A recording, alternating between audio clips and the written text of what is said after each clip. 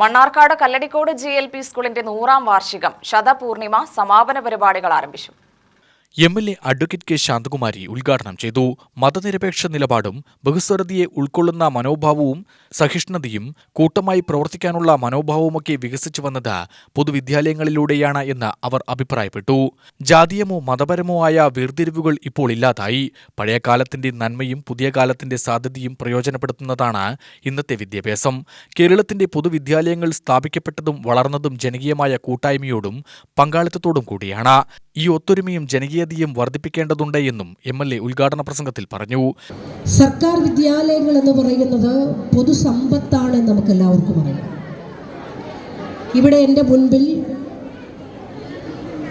നമ്മുടെ സ്കൂളിനെ സ്നേഹിച്ച സ്കൂളിൽ തങ്ങളുടെ യൗവന കാലഘട്ടം മുഴുവനും അധ്യാപനത്തിനു വേണ്ടി മാറ്റിവെച്ച ഗുരു തുല്യരായ അല്ലെങ്കിൽ ഗുരുനാഥന്മാർ, അവരുടെ മനസ്സ് ഞങ്ങളുടെ കാലത്ത് ഈ സ്കൂളിന് ഇതുപോലുള്ള സൗകര്യങ്ങളോ പ്രാദേശിക ഇടപെടലുകളോ ഒന്നും നടത്താൻ കഴിഞ്ഞിട്ടില്ലായിരുന്നു എന്നൊരു തോന്നൽ സ്വാഭാവികമായും അവരൊന്ന് മനസ്സുകൊണ്ടെങ്കിലും ഇപ്പോൾ പറയുന്നുണ്ടാവും.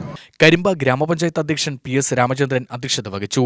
AEO അബൂബക്കർ സമ്മാന പദ്ധതി ഉദ്ഘാടനം നടത്തി. തുടർന്ന് ഗ്രാമകലയുടെ നാടൻപാട്ടും കലാപരിപാടികളും നടന്നു. UTV news, Palakkad.